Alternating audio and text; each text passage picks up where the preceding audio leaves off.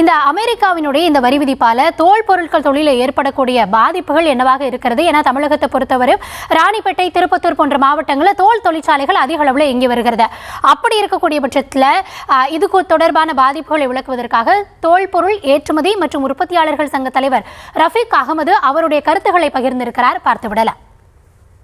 இந்தியாவில் தயாரிக்கக்கூடிய இந்த தோல், காலடி, இந்த ட்ரெஸ், இது திருப்பூர், டெல்லி, அங்கே சூரத்தில் டைமண்டு, இதெல்லாம் எக்ஸ்போர்ட்டெல்லாம் வந்து அமெரிக்காவுக்கு நிறைய போயிட்டு இருந்தது. அமெரிக்கா வந்து பெரிய மார்க்கெட், உலகத்திலேயே ஒரு பெரிய மார்க்கெட்டாக இருந்தது அமெரிக்கா. அந்த பெரிய இதில் முக்கியமாக பாதிக்கிறது வந்து பெரிய கம்பெனிகள் வந்து நிறைய பாதிச்சிருக்கு.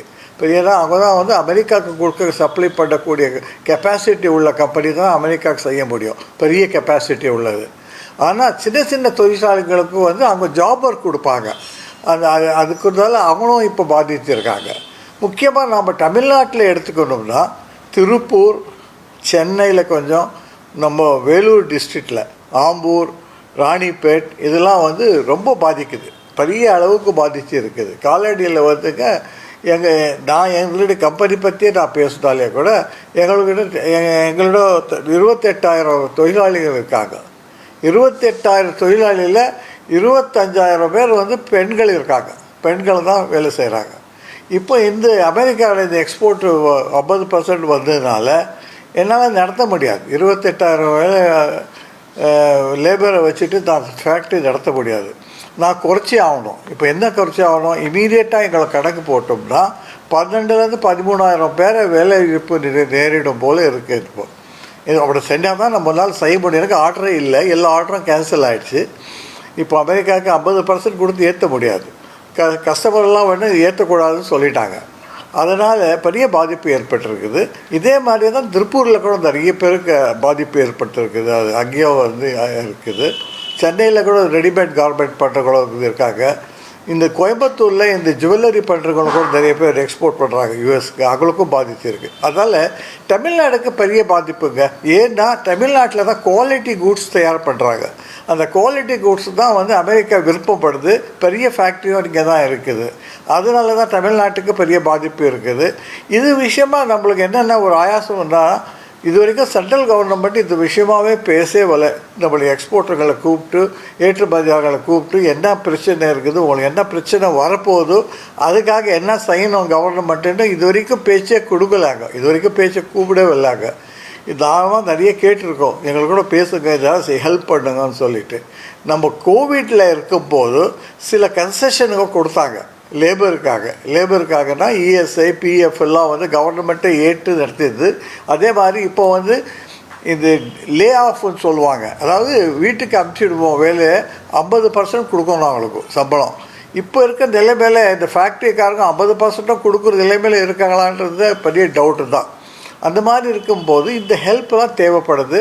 அட்லீஸ்ட் நம்ம லேபர் ஃபோர்ஸை நம்ம கூட வச்சுக்கிறதுக்காக. இப்போ வேறு என்ன செய்ய வேணும்? இது லாங் டேர்மாக இருந்தால் என்ன ஆகுன்றது.